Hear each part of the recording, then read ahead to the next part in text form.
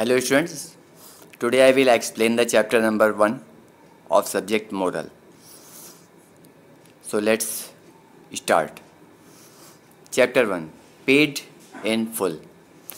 ये चैप्टर का नाम है पेड इन फुल। इसका मतलब ये है कि पूरा अमाउंट पेड कर देना। When we pay full amount of for the any type of work or any type of service, that is the paid in full. Payment of the full amount. One day a poor boy who made a living by selling various objects door to door to pay for his school fees felt very tired and hungry. He decided to ask someone for food. He stopped at a house and knocked on the door. The door was opened by a lovely young girl who asked him what he wanted. He asked for her for a glass of water instead of something to eat because he felt shy. He could not bring himself to tell her the truth that he was very hungry and longed for a meal. ये first paragraph है। इस paragraph में कहा जा रहा है कि एक गरीब लड़का है जो कि एक दिन डोर टू डोर जा कर के सामान बेचता है जिससे कि वो अपनी स्कूल की फ़ीस पे कर पाए। ये ऐसा करते हुए वो बहुत ही थक जाता है और उसे बहुत भूख लगती है। फिर वो सोचता है कि क्यों न किसी से कुछ भोजन मांग लिया जाए। वो एक डोर के पास पहुंचता है, एक घर के पास पहुंचता है और डोर पर नॉक करता है। दरवाजे पे खटखटाता है दरवाज़ा खोलने के लिए। एक सुंदर जवान लड़की बाहर आती है, दरवाज़ा खोलती है और उसे पूछती है कि तुम्हें क्या चाहिए। वो उससे एक गिलास पानी मांग लेता है। उसे भूख लगी रहती है, वो खाना चाहता है, लेकिन वो उससे एक गिलास पानी ही मांगता है खाने के बदले। वो सोचता है, पहले सोच रहा था कि मुझे भूख लगी है, मैं कुछ खाना मांगूंगा, लेकिन वो खाना मांगने की जगह सिर्फ एक गिलास पानी मांगता है। और वो ऐसा इसलिए करता है क्योंकि वो शाई है। उसे इस तरीके से भोजन मांगने में शर्म महसूस होती है। खैर, वो ऐसा बोलता है और सच्चाई नहीं बताता है। उसे भूख लगी थी, काफ़ी समय से वो भूखा था, लेकिन इसके बावजूद वो सिर्फ एक गिलास पानी ही मांगता है। The young girl return with a huge glass of milk in her hand. It was as if she had understood the hunger in his eyes. After drinking the milk, the boy asked, "How much do I owe you for the milk?" वो young girl वापस आती है एक गिलास दूध लेकर के। वो उसकी आंखें देख करके ये समझ जाती है कि ज़रूर ये भूखा है। देखिए स्टूडेंट्स, ऐसा अक्सर होता है कि normally we can express our feelings by the our body language. It is the human nature.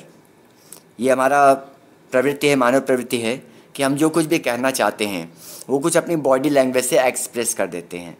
हम चाहें या ना चाहें, अक्सर ये बात शो हो जाती है। And it's mainly can be understand with the help by reading the someone of their eyes. तो इस तरीके से वो गर्ल उस लड़के की आंखों में देख लेती है कि इसे भूख लगी है, तो वो उसे एक गिलास दूध लेकर के आती है। दूध लेने के बाद, पी लेने के बाद, लड़का उससे पूछता है कि इस दूध की कीमत के रूप में मुझे क्या चुकाना पड़ेगा, मुझे क्या देना पड़ेगा। The girl said, "I don't accept anything for kindness." The boy was touched by the girl's kindness and compassion. A smile appeared on the boy's face as he thanked her for the glass of milk and left.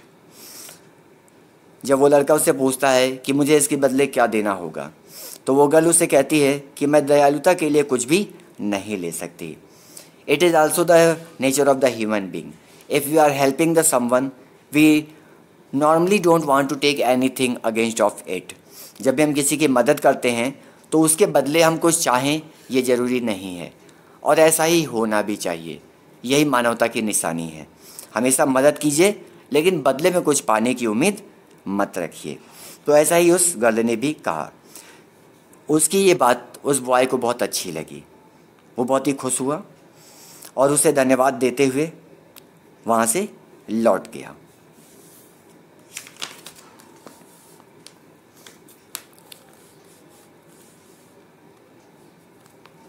Years passed by. That young girl became a fine woman. But a rare disease struck her. She became very ill. Her family took her to one doctor after another, hoping they could understand her condition and cure her of her condition.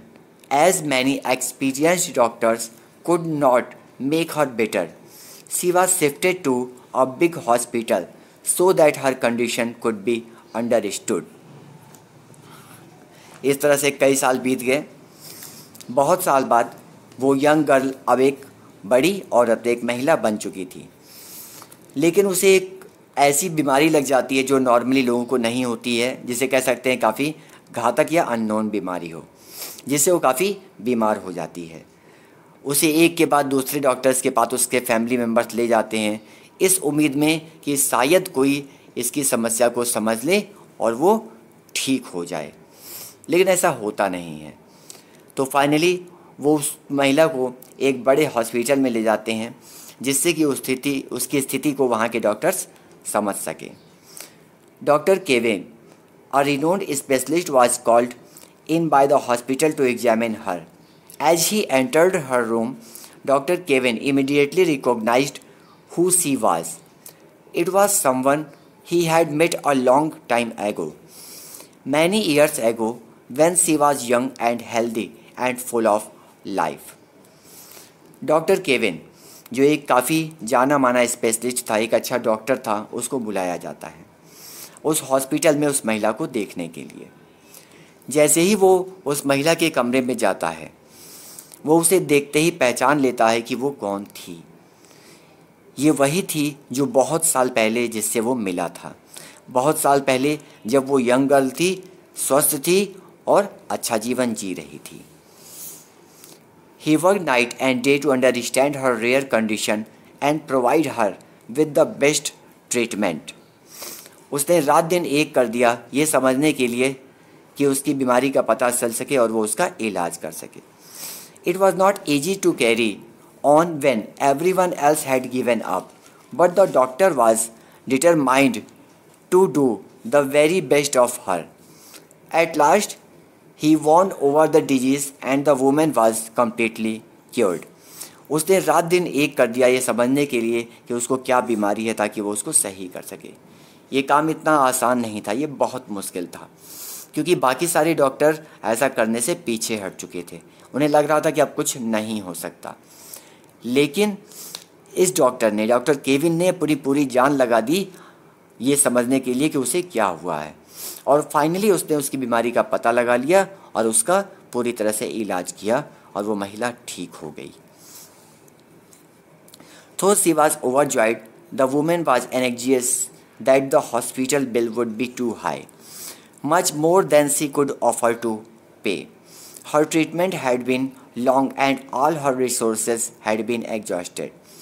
There was not much left with her to pay off a large bill. वो महिला बहुत ही खुश थी क्योंकि वो ठीक हो चुकी थी, लेकिन साथ में उसे इस बात की भी चिंता हो गई कि आखिर हॉस्पिटल का बिल वो कैसे पे करेगी। वो काफ़ी लंबे समय से बीमारी से परेशान थी, उसका काफ़ी पैसा उसके इलाज पे खर्च हो चुका था, सो उसे अभी ये समझ नहीं आ रहा था कि वो कैसे इस अमाउंट को पे करेगी। Meanwhile doctor Kevin asked for the bill to be sent to him so that he could add his charges. When the woman received the bill, she found a note attached to it. खैर उसने doctor Kevin से पूछा bill को पे करने के लिए, जिससे कि वो पूरा अमाउंट देख सके। डॉक्टर केविन ने उस तक बिल भेजा और साथ में एक कागज़ पर कुछ नोट भी लिख करके भेजा, साथ में एक मैसेज भी भेजा। To her utter joy and relief, she found that the bill had been cancelled. Her eyes filled with tears and her heart with gratitude as she opened the note. उसे पढ़ के बहुत ही खुशी हुई, बहुत ही शांति मिली जब उसने ये जाना कि उसके बिल को कैंसिल कर दिया गया है, और ऐसा पढ़ते हुए उसकी आंखों में आंसू आ गए। उसे दिल में बहुत ही खुशी महसूस हुई जबकि उसने उस नोट को खोला जो कि उस डॉक्टर ने भेजा था। Tears rolled down her cheeks as she read the note Dr. Kevin had sent her. Bill paid years ago with a glass of milk. उसकी आंखों में आंसू आ गए और उसके गालों पर से लुढ़क पड़े, जबकि उसने डॉक्टर केविन के भेजे हुए उस नोट को पढ़ा। उसमें लिखा हुआ था, bill paid years ago with a glass of milk. ये बिल बहुत साल पहले एक गिलास दूध से दे दिया गया है, पे कर दिया गया है। मतलब उस डॉक्टर ने इस महिला का पूरा बिल जो था वो खुद पेड कर दिया, उसे महिला के लिए कैंसिल कर दिया, और इसके अमाउंट को उसने शिफ्टेड कर दिया उस एक गिलास दूध के रूप में जो उस महिला ने कभी उसको दिया था, जबकि उस समय उसे बहुत ज़रूरत थी। तो स्टूडेंट्स, हमेशा याद रखिए, जब भी किसी की ज़रूरत में आप हेल्प करेंगे तो वो हेल्प उसको लाइफ टाइम याद रहेगी, और कभी भी किसी की मदद के बदले कुछ चाहने की उम्मीद नहीं करनी चाहिए, क्योंकि whatever we do that comes in the forward to us in our future. हम जो कुछ भी करते हैं वो भविष्य में हमारे पास वापस लौट कर ज़रूर आता है। That's why we always tell the students and we always learn to each other to do only the good things and always follow the good habits. इसीलिए हम सबको ये सिखाया जाता है कि हम हमेशा अच्छी आदतें सीखें और अच्छे काम करें। So students, it was the chapter number 1, that was the paid in full. We read it completely today. I hope all of you understand it. So watch the video and study of it. Thank you students.